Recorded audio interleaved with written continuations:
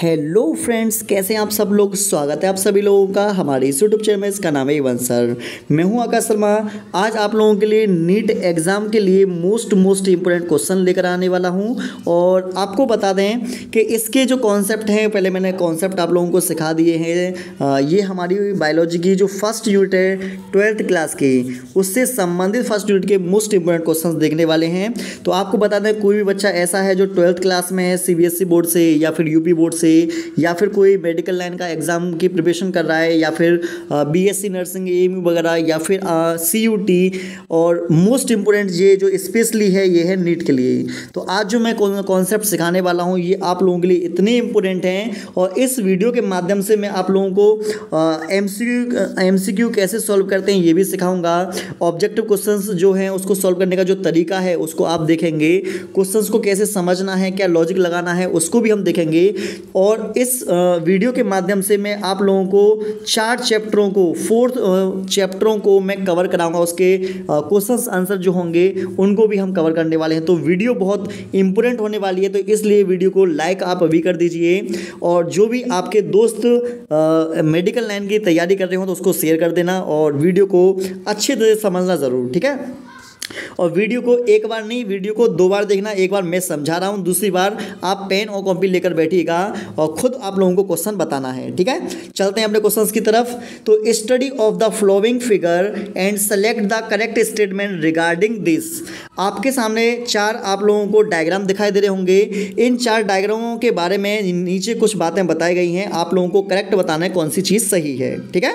चलो, पहला है ए, ये वाले की बात की जा रही है। सो mode sexual reproduction sponge through internal birds. तो आपको बता दें ये पहला जो ऑप्शन है वो एकदम सही है। चलो, दूसरे नंबर की बात करते हैं। B, so sexual reproduction through zoospore in Chlamydomonas. आपको बता दें, आपने शायद गौर नहीं किया होगा, जो जू स्पोर क्लेमाइडोमोनास के अंदर जो होता है ना, आपको बता दें वो असेक्सुअल होता है, और यहाँ पर दे रखा है सेक्सुअल। तो सेकंड वाला तो नहीं है, ठीक है। तो सेकंड वाला इसमें दे रखा है, ये भी गलत हो जाएगा। सेकंड वाला जी भी दे रखा है, ये भी गलत हो जाएगा। तो हमारे बी और डी बचे हुए, इनमें 50-50 अभी देखते हैं आगे। सी वाला देखते हैं, ये वाला। सो सेक्सुअल रिप्रोडक्शन थ्रू कोनिडोस्पोर इन पेनिसिलियम। हाँ, बिल्कुल ठीक है, ठीक है। इसमें भी तीसरा ठीक है, इसमें भी तीसरा ठीक है। अभी देखते हैं आगे। और डी, सो एक्सटर्नल बडिंग इन साइकॉन। तो आपको बता दें ये बिल्कुल ठीक है। तो हमारा जो आंसर जो आएगा, पहला, तीसरा और 4th, ये आएगा आंसर हमारा डी नंबर का, ठीक है। चलिए, आई थिंक पहला क्वेश्चन आपको क्लियर हो चुका होगा। नहीं हुआ है तो मैं आपको बता दूं, इसमें गैम्यूल द्वारा अलैंगिक जनन होता है स्पंज में। क्लेमाइडोमोनास में जू स्पोर द्वारा होता है। क्लेमाइडोमोनास पेनिसिलियम में होता है, और इसके अंदर क्या होता है, साइकॉन में एक्सटर्नल बडिंग होती है, ठीक है। चलो, आइए नेक्स्ट क्वेश्चन की तरफ चलते हैं हम। नेक्स्ट क्वेश्चन भी हमारा कुछ इस टाइप का है। Which of the following group in form only the hermaphrodite organism. Hermaphrodite organism जो होते हैं ये द्विलिंगी जीव हैं। तो आपको बता दें, इसके अंदर दे रखा है हम लोगों को हाउस फ्लाई। तो हाउस फ्लाई तो एक लिंगी होती है, ये हमारा गया। इसमें चेक करता हूँ मैं, ए वाले में हाउस फ्लाई इसमें है, इसमें भी हटा दो इसे। अब इसमें देखते हैं राउंड वर्म में। राउंड वर्म जो होता है, गोलकृमि, ये जो होते हैं ये एक लिंगी होते हैं, ठीक है। तो ये भी गया। हमारा बचा ये अर्थवर्म, टेपवर्म, लीच और स्पंज। हमारा आंसर आएगा, आंसर होगा डी। तो एलिमिनेशन मेथड भी आप लोगों को अपनाना है, और इसका कॉन्सेप्ट मैं आप लोगों को समझा भी चुका हूँ। आपने वीडियो नहीं देखी है तो वीडियो को अच्छे तरीके से आप देख लीजिए। इसका जो कॉन्सेप्ट है, कॉन्सेप्ट मैं ऑलरेडी बता चुका हूँ। अगले नंबर का आप लोगों को दिखाई दे रहा होगा, refer the given figure and select the correct option. ये जो आप लोगों को डायग्राम दिखाई दे रहा है, ये डायग्राम यीस्ट का है। यीस्ट जो होता है, आपको शायद पता होगा कि ये यूनिसेक्सुअल हमारे क्या होते हैं, नहीं, यूनिसेलुलर हमारा फंगी होता है ये, ठीक है। तो इसमें हमारा दे रखा है बोथ बी एंड सी। तो इसका जो आंसर होगा ना वो बी और सी वाला होगा।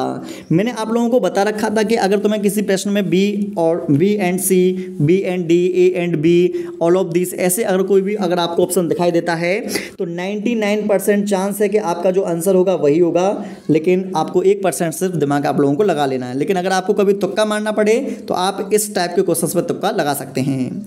अगला है which of the following is dioecious organism. आपको बता दें ये हमारे पास अर्थवर्म में जो मोनोसियस होता है ये भी कारा है, ये भी है। तो एक लिंगी जो है ये है नेरिसूद जी है, ठीक है, हमारा डी आंसर आएगा इसमें। आगे बढ़ते हैं नेक्स्ट क्वेश्चन की तरफ। आप लोगों को दिखाई दे रहा होगा which of the following plant vegetative propagation occur adventitious buds. तो आपको बता दें ये जो है ना ये बर्ड्स हैं, और बर्ड्स जो होती हैं ये ब्रायोफिल्लम के अंदर होती हैं, ब्रायोफिल्लम लीव्स में मिलते हैं। तो आपको बता दें इसका आंसर जो होगा बी वाला होगा। ब्रायोफिल्लम और कैलेंचो ये ध्यान रखिएगा, दो ये पत्तियों द्वारा लीव्स द्वारा जनन करते हैं। अगला है asexual reproduction is seen in member of kingdom. तो असेक्सुअल रिप्रोडक्शन किस में होता है, कौन से किंगडम में होता है, मोनेरा, प्लांटी एंड एनिबेलिया। तो आंसर क्या आएगा, ऑल ऑफ दिस। और ऑलरेडी मैंने आप लोगों को पहले भी बताया था कि ऑल ऑफ दिस वाला जो आंसर अगर कहीं तुम्हें दिखाई देता है तो स्ट्रांगली आंसर आपका यही होता है, ज़्यादातर मैंने देखा है। आगे नेक्स्ट क्वेश्चन की तरफ हम बढ़ते हैं। यहाँ पर आप लोगों को कॉलम 1 और कॉलम 2 दे रखा है। इसको करने की देखो सबसे अच्छी तरह ट्रिक क्या है, पहले हम वो देखने वाले हैं, ठीक है। तो आपको बता दें, जैसे पहले देखते हैं स्पंज। तो स्पंज जो होगा ये मिलेगा गेम्यूल में। तो ए का तीसरा कहाँ दे रखा है, ए का तीसरा देखो इसमें नहीं है तो इसे हटा दो, इसमें नहीं है इसे हटा दो। तो पहला आपने जैसे मिलान करेंगे तो 50% आपके पास दो ऑप्शन मिल जाएंगे। यीस्ट जो होता है, यीस्ट में होता है बडिंग, तो दूसरे का आएगा बी का फोर्थ। तो बी का फोर्थ कहाँ पर है, बी का फोर्थ इस वाले में। तो हमारा आंसर आ गया ये वाला सी ऑप्शन। इस तरीके से आप चारों मिलान ना भी करें ना तो आप 2 से या 3 से भी मिलान कर कर आप अपना आंसर लेके आ सकते हो, ठीक है। और एग्जाम में आप लोगों को क्या करना है, एग्जाम में आपको अपना टाइम बचाना है और एक्यूरेसी को सटीकता से रखना है। ऐसा नहीं है कि क्वेश्चंस में मिलान कर रहे हैं और अटक रहे हैं, ऐसा मत करिएगा आप, ठीक है। चलो और भी मैं आगे मिलान वाले क्वेश्चंस कराऊंगा, कॉलम वाले, चिंता मत करना। इस टाइप का जो कॉन्सेप्ट है ऑलरेडी हमने देखा था कि ऑस्टियस साइकिल जो होती है वो काउ एंड शीप में मिलेगी, एंड मेस्ट्रुअल साइकिल जो होती है gorilla, chimpanzee, monkey, humans, orangutan, monkey. तो यहाँ दे रखा है ऑल ऑफ दिस, तो हमारा आंसर आ जाएगा ऑल ऑफ दिस। तो आप आराम से इसे मार सकते थे, ठीक है। चलिए नेक्स्ट क्वेश्चन की तरफ चलते हैं। Develop of new individual from female gamete without fertilization is term as. तो उसे हम क्या बोलते हैं, उसे हम बोलते हैं पार्थेनोजेनेसिस। पार्थेनोजेनेसिस को ये अनिश्चित जनन कहा जाता है, जब बिना निषेचन के फीमेल गेमेट से क्या बन जाता है, जब न्यू इंडिविजुअल बनता है तो उसी को अनिश्चित जनन पार्थेनोजेनेसिस कहा जाता है। तो इसका आंसर जो होगा डी आएगा। नेक्स्ट क्वेश्चन की तरफ चलते हैं। अगला है the number of chromosome in the shoot tip cell of a maize plant is 20। The number of chromosome in microspore mother cell of the same plant shall be. तो आपको बता दें कि अगर यहाँ पर दे रखा है शूट टिप, शूट टिप होता है द्विगुणित 2n होता है, तो 2n बराबर दे रखा है हमको 20, ठीक है। और इसने पूछा है माइक्रोस्पोरम मदर सेल, और मदर सेल जहाँ पर भी आ जाए ध्यान रखना वो द्विगुणित ही होती है। तो ये द्विगुणित हमें ऑलरेडी पहले दे रखा है 20, तो इसका जो आंसर आएगा वो 20 आएगा। अगर मान लीजिए इसी क्वेश्चंस के आधार पर मैं आपको और कॉन्सेप्ट सिखा देता हूं। अगर मान लो शूट टिप दे रखा है 20, ठीक है, तो 2n बराबर दे रखा है, इसने 20 दे रखा है, ठीक है। अगर हमसे ये पूछा कि बताओ पोलिन ग्रेन में कितना होगा, तो पोलिन ग्रेन कैसा होता है, पोलिन ग्रेन होता है अगुणित। तो हम क्या करते हैं 2 से काट देते, तो n बराबर कितना आता है 100, तो पोलिन ग्रेन में आ जाएगा 10 आ जाएगा, ठीक है। अगर हमसे ये पूछा जाता है कि बताओ एंडोस्पर्म में बताओ, तो एंडोस्पर्म होता है 3n, त्रिगुणित होता है। तो हम क्या करेंगे 3 लिखेंगे, n बराबर क्या है 10 है, तो हमारा आंसर आ जाएगा 30, ठीक है, इस तरीके से। चलिए आगे नेक्स्ट क्वेश्चन की तरफ बढ़ते हैं हम। यहाँ पर हमारा फिर से एक कॉलम आ गया है, ये कॉलम आप लोगों को बहुत अच्छे से करना होगा। Storage of pollen grain -196 degree Celsius, बिल्कुल ठीक है। पोलिन एनर्जी कैरेट घास होती है, हाँ बिल्कुल ठीक है। Chasmogamous flower explode anther and stigma होता है, हाँ ठीक है। जब 3 ऊपर के मैच कर चुके हैं तो लास्ट में जो बचेगा वही हमारा क्या होगा, मिसमैच वाला होगा, मतलब आंसर हमारा वही होगा। तो आप एलिमिनेशन मेथड को भी अप्लाई कर सकते हैं, ठीक है ना। चलिए अब यहाँ पर हमारे बहुत सारे क्वेश्चंस आ गए। विच of the following is not a water pollen plant. तो देखो जोस्टेरा में, वेलिस्नेरिया में, हाइड्रिला में वाटर के द्वारा पॉलिनेशन होता है, लेकिन कैनाबिस में नहीं होता, और उसने हमसे नोट ही पूछा है। जब भी क्वेश्चंस करें तो क्वेश्चंस करते समय नोट वाले क्वेश्चंस पर ज़्यादा आप ध्यान देना, क्योंकि आपके क्वेश्चंस गलत होने की संभावना यहीं पर रहती है। तो क्वेश्चंस को अच्छे से समझना और देखना सीखना है। इसका आंसर आएगा डी। नेक्स्ट क्वेश्चन है, this plant flower once in 12 year during September October 2006। It's mass flowering transport large track of hilly Kerala, Karnataka and Tamil Nadu into blue sketch and attach the large number of tourism this plant in.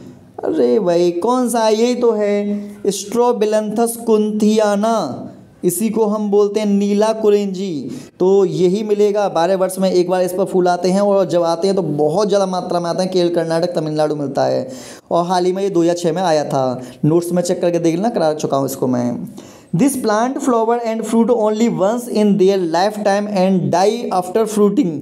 This is monocarpic plant. Monocarpic plant में एक बारी क्या आते हैं, फल आते हैं, ठीक है ना। अगला है स्पाइनी और sticky pollen grain and large attractively coloured flower and associated with.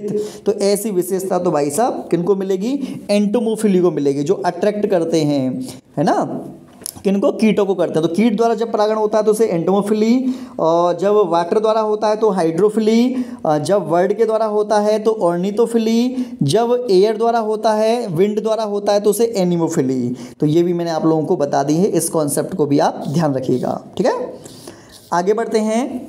यहाँ पर आपको एक दिखाई दे रहा होगा चार्ट, मतलब कि एक डायग्राम है। तो देखो ऊपर वाली जो ए है ना, ये होती है एंटीपोडल सेल। तो एंटीपोडल सेल यहाँ नहीं है, यहाँ नहीं है, इसको हटा दूंगा तो 50% हमारे बचे बी और सी। देखते हैं इसमें से, यहाँ पर बी जो है ये हमारी सिनरगेड है, तो इसमें भी दे रखी है, इसमें भी दे रखी है, ठीक है यहाँ तक।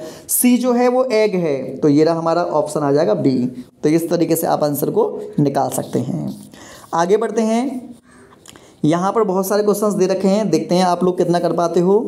Fusion of one of the female gamete with egg nucleus is referred to as. दिखाई दे रहा है आपको, कुछ ना दिखाई दे रहा हो तो देख लो, दे रखा है बी, ए एंड बी दोनों। तो मेरा तो आंसर यही है, आप अपना लगाते रहो जो तो आपको लगाना हो। अगला है, double fertilisation was first discovered by 1898 by Fritillaria and Lilium. तो ये हमारा था नवाशिन ने, डबल फर्टिलाइजेशन को नवाशिन ने डिस्कवर्ड किया था। Endosperm is completely consume by the development embryo in. तो आपको बता दें ये जो प्रॉपर्टी होती है डाइकोट वालों में वो ज़्यादा होती है ना। तो इसका आंसर आएगा पी एंड ग्राउंडनट।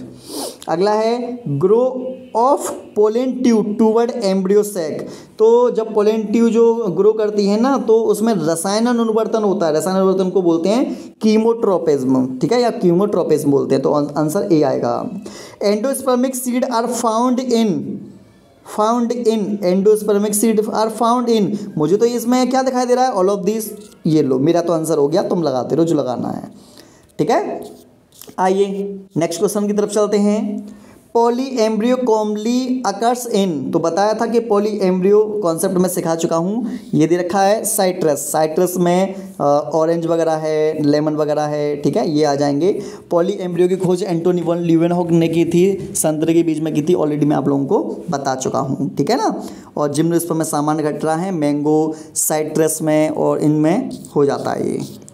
आगे बढ़ते हैं। यहाँ पर आपके सामने फिर से एक आ चुका है मिलान, जैसे कॉलम 1 कॉलम 2 बहुत अच्छे तरीके से करेंगे। एक टॉलेस्ट फ्लावर कौन सा है, एमोरफोफिलस। तो ए का सेकंड कहाँ पर है, ए का सेकंड यहाँ पर नहीं है, यहाँ पर नहीं है। तो हमारे ऑप्शन दो तो अलग ही हट गए, पहले वाले में ही। दूसरे वाले में आपको पता है कि साल्विया जो होता है, साल्विया में एनिमोफिली होता है। तो सी का तीसरा, तो सी का तीसरा किसमें दे रखा है, सी का तीसरा इसमें दे रखा है। तो हमारा आंसर आ जाएगा ये वाला बी, ठीक है। एंटोमोफिली, एक मिनट, कुछ मुझसे लग रहा है मिस्टेक हो रही है। टॉलेस्ट में ये आ जाएगा।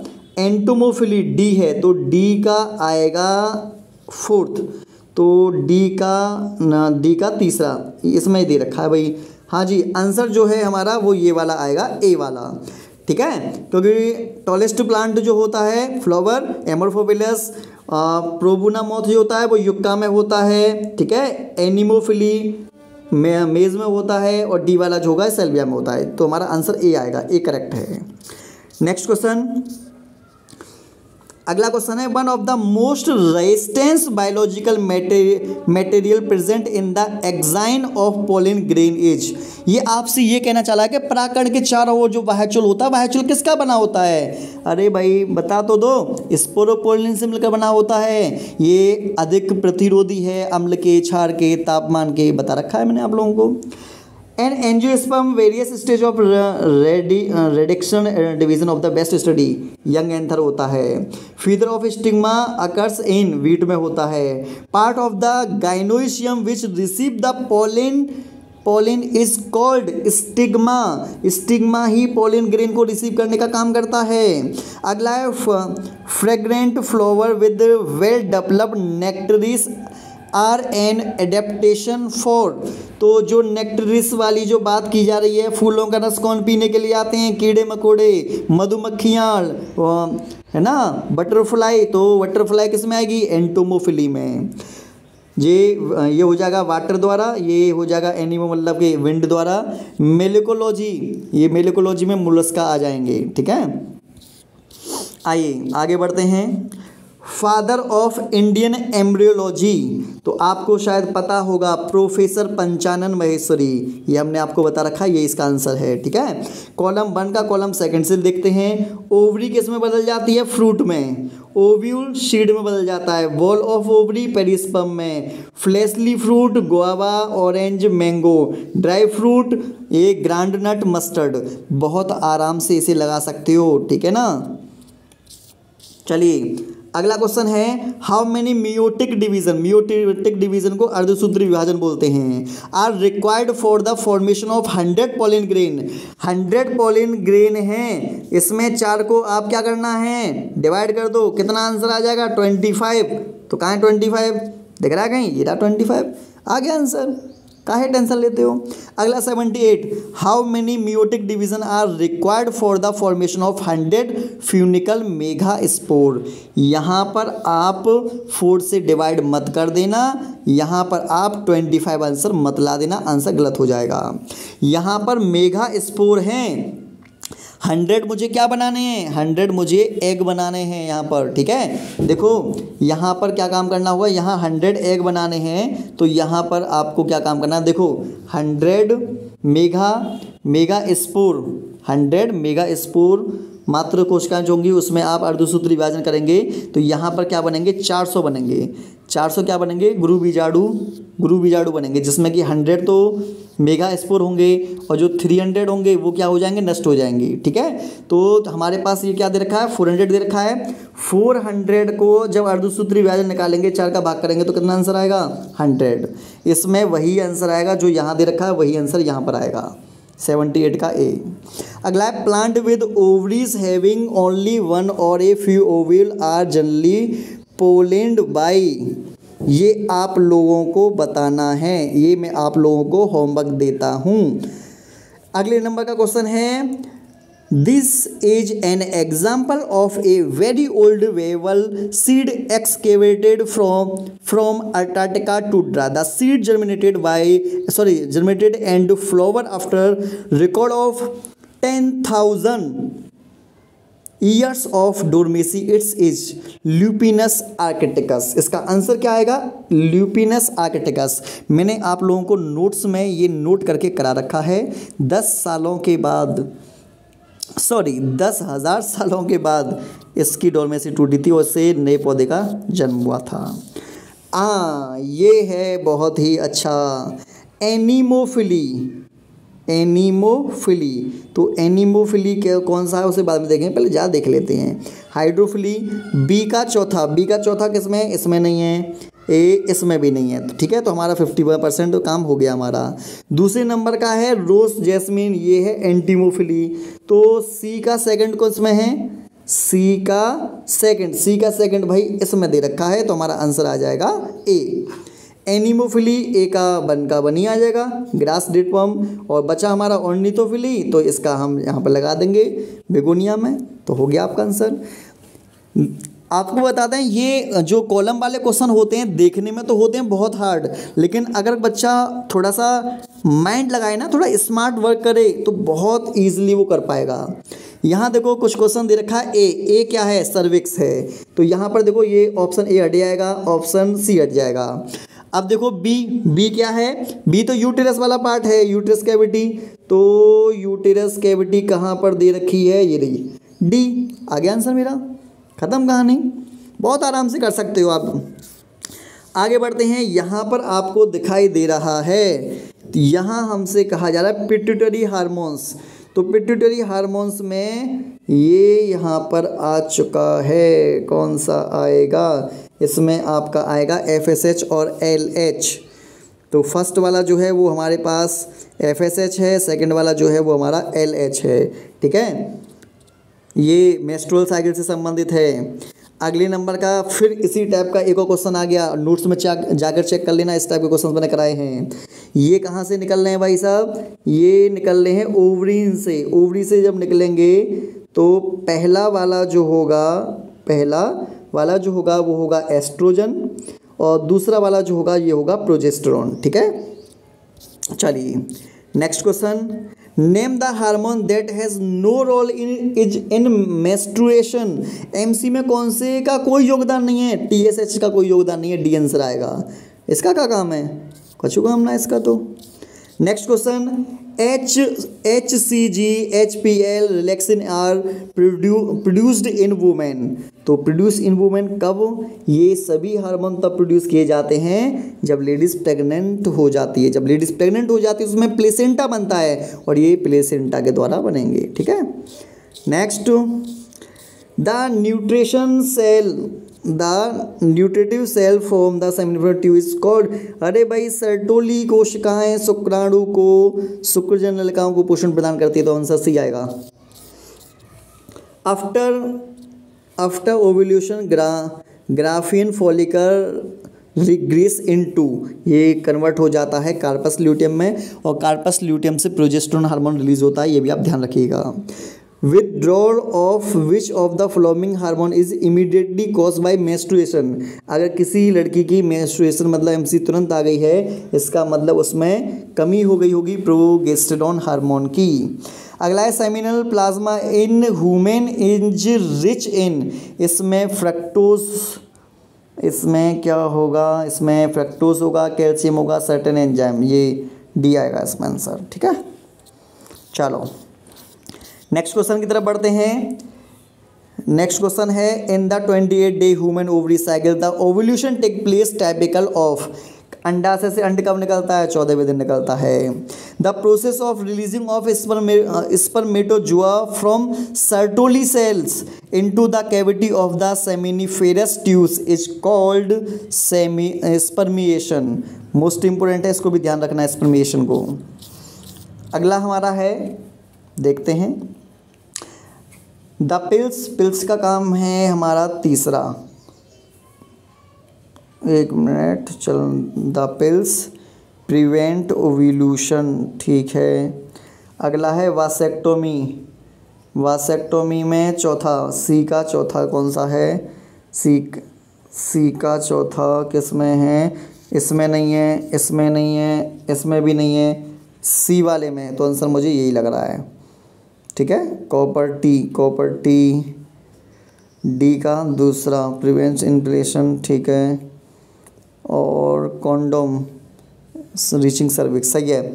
हमारा जो आंसर है वो आंसर है हमारा सी वाला। आपको क्या काम करना है, अगर सी वाले को देखोगे इसी से हमारा काम हो जाएगा। यहाँ पर आपके सामने एक डायग्राम दे रखा है, डायग्राम में क्या दिखाई दे रहा है, ये फीमेल का पार्ट है, और फीमेल को काट के फिलोपियन ट्यूब को काट कर बांध दिया तो बोलेंगे ट्यूबेक्टोमी। अगर ये मेल में होता तो बोलते वासेक्टोमी। चलो यहाँ पर भी हम देखते हैं, क्या देखना है मुझे यहाँ पर, यहाँ मुझे ये देखना है स्टेरिलाइजेशन, डी का पहला, तो डी का पहला किस में है, इसमें ये भी नहीं आएगा, ये नहीं आएगा, ठीक है। तो फिर हमें देखना है बेरियर वाला, सी का तीसरा, सी का तीसरा, सी का तीसरा किस में है, सी का तीसरा किस में है, सी का तीसरा किस में, सी का तीसरा इसमें ए वाले में, हमारा आंसर ए वाला आ जाएगा। हो गया। अगला क्वेश्चन फिर इस टाइप का आ गया। मेथड ये हमसे कह रहा है करेक्ट मैच कौन सा है, which of the following contraceptive method correctly match with is mode of action. Tubectomy make the uterus unsuitable implantation, oral pills, phagocytosis, IUD block gametes transport. हाँ जी, बहुत अच्छा प्रश्न है, इसमें थोड़ा आप लोगों को दिमाग लगाने की ज़रूरत है। ये आप लोगों के लिए होमवर्क वाला क्वेश्चन है, तो थोड़ा सा दिमाग लगाइए, दिमाग पर थोड़ा जोर दीजिएगा, तब जाकर आपका इसका आंसर आएगा। ठीक है, चलो आगे बढ़ो। विच of the following non medicated intrauterine device, तो लिपिस लूप आएगा, ये मैंने करा रखा है आप लोगों को। अगला वर्ल्ड एड्स डे कब मनाते हैं, 1 दिसंबर को मनाते हैं, ये भी आप ध्यान रखना। आगे आपको कुछ डायग्राम्स दिखाई दे रहे होंगे। पहला तो कॉन्डम है मेल में, और दूसरा इम्प्रिंट है, तीसरा कॉपर टी है, चौथा कॉन्डम है फीमेल का। तो इस तरीके से हमने डायग्राम को देखते हुए आंसर यहाँ पर बता दिए। अगला है, आपको डायग्राम्स दिखाई दे रहे होंगे, डायग्राम्स में बताना है ट्यूबेक्टोमी कौन सा है। तो ट्यूबेक्टोमी ये वाला पार्ट है, तो हमारा आएगा ओनली बी। ठीक है, अगला क्वेश्चन हम यहीं से करेंगे कि एड्स जो है HIV से होता है, तो सी का चौथा देखो कहाँ पर है, सी का चौथा इसमें नहीं है, इसमें नहीं है, इसमें नहीं है, पहले वाले में, तो आंसर पहला हो जाएगा। एक क्वेश्चन हमारा और एक सही हमारा हो गया। ठीक है, तो और इसी तरीके से आप लोगों को करने होते हैं, जब आप कॉलम वाले क्वेश्चन करो तो इसी तरीके से करना। On which of the flowing fact does the method of periodic abstains is absent. मुझे तो ऑल ऑफ दिस दिखाई दे रहा है, मैंने तो मार दिया ऑल ऑफ दिस, आप चेक करके बताना सही है या गलत है। ठीक है, आगे देखो next question, which of the following STD are not completely curable. कौन सी बीमारी ऐसी जो पूरी तरीके से ठीक नहीं होगी, AIDS, genetical herpes and hepatitis B. D answer है मेरा। अगला क्वेश्चन काफ़ी इंपॉर्टेंट है यहाँ पर, family planning programme was initial कब की स्टार्ट की गई थी, ये 1951 में स्टार्ट की गई थी। मल्टी लोड डिवाइस कंटेन, इसमें कॉपर का यूज किया जाता है, कॉपर टी नाम सुना होगा। The most important component oral contraceptive pills, गोलियां जो खाते हैं उसमें किसका मिश्रण होता है, प्रोजेस्टेरॉन एस्ट्रोजन का मिश्रण होता है। हेपेटाइटिस बी ट्रांसमिटेड थ्रू, तो आपको जैसा कि पता होगा ऑल ऑफ दिस रखा है, आंसर ऑल ऑफ दिस आएगा। विच of the following is a method of birth control IUD इस्तेमाल होता है, इंट्रा यूट्रिन डिवाइस इस्तेमाल किया जाता है। तो इस तरीके से मैंने फास्टली सारे क्वेश्चंस को सॉल्व कर दिया है। आगे देखते हैं, अगला है AIDS was reported for the first time, तो ये यूएसए में मिली थी सबसे पहले, और इंडिया में सबसे पहले चाइना में आई थी, सॉरी चाइना में नहीं, इंडिया में आई थी, चेन्नई में। ठीक है, वैश्या में। तो इस तरीके से मैंने वेरी इम्पोर्टेंट आप लोगों के लिए नीट लेवल के जो क्वेश्चंस हैं वो मैंने आज सॉल्व कराए हैं, प्लस आप लोगों को ट्रिक समझा दी है। उसके साथ साथ में अभी आपके पास जो 1-2 दिन का समय है, इस दिन में आपको पहले तो ये है कि कौन कौन से ये पढ़ मतलब कि देख कर जाना कौन कौन से डॉक्यूमेंट्स की रिक्वायरमेंट रहेगी। एक ये देख के जाना क्या क्या ड्रेस कोड है, उसके ऊपर मैं वीडियो बना चुका हूँ। और आपका जो एडमिट कार्ड है वो रिलीज़ हो ही चुका है, उसको आप निकाल लीजिएगा। उसके साथ साथ में अगर आपको स्टडी करते समय कोई भी प्रॉब्लम्स आती हैं तो स्टडी की प्रॉब्लम और सॉल्यूशन की एक मैंने पूरी प्लेलिस्ट बना रखी है, उसे आप देख सकते हैं। और नीट के लिए कोई भी अगर आपका डाउट आता है तो आपको बताना, नीट की मैंने मोस्ट इम्पोर्टेंट MCQ की वीडियो की पूरी प्लेलिस्ट है, उसे आप देख के जा सकते हैं। उसके साथ साथ में मैंने आप लोगों के लिए एक विशेष कर काम बनाया है, नीट प्रिपरेशन 2023 की एक पूरी प्लेलिस्ट है, उसे आप देख सकते हैं। तो आप अपनी ज़रूरत के हिसाब से देख लेना कि आपको किसकी ज़रूरत पड़ती है। अगर ज़रूरत नहीं है तो आप बिल्कुल भी मत देखिएगा। ठीक है, आपको अपने टाइम को वैल्यू देना है। ठीक है, लेकिन मेरा मानना ये है कि अपने टाइम को ज़्यादा से ज़्यादा आप अपने स्टडी में लगाना। फुल मतलब पॉजिटिव रहना, अपनी हेल्थ का ध्यान रखना, उसके साथ साथ में अपनी स्टडी के जो इम्पोर्टेंट्स चैप्टर हैं सिर्फ उन पर फोकस करिएगा। कोई नई चीज़ आप लोगों को नहीं पढ़नी। ये छोटी छोटी बातें हैं लेकिन आप लोगों के बहुत काम आएंगी। एग्ज़ाम वाले दिन आप लोगों को पढ़ना है, लेकिन आप बहुत ज़्यादा मतलब कि माइंड पर प्रेशर मत लीजिएगा, ठीक है। तो इस तरीके से हमने बहुत सारे आज इंपॉर्टेंट क्वेश्चंस किए हैं। आप हमें बताइएगा ज़रूर कि आप लोगों को इस टाइप के क्वेश्चंस अच्छे लगे या नहीं लगे, क्योंकि बहुत मेहनत से ये वीडियो बनाई गई है सिर्फ और सिर्फ आप लोगों के लिए। तो मैं चाहता हूँ कि आप हमारा मोटिवेशन बढ़ाएं, हम आपका मोटिवेशन बढ़ा रहे हैं, ठीक है। तो आपका भी कर्तव्य बनता है, सिर्फ आप लोग इस वीडियो को अपने दोस्त को शेयर जरूर कर दिया करो। मेरा मानना है कि तुम शेयर कर दोगे, अगर किसी बच्चे का भला हो जाएगा तो ये बहुत अच्छी बात है, ठीक है। चलो मिलते हैं अगली नेक्स्ट वीडियो में। अगर आपको पसंद आई हो ऐसी वीडियो तो आप हमें कमेंट करके बताना, हम और आप लोगों के लिए लेकर आएंगे सिर्फ आपके कमेंट के बेस पर।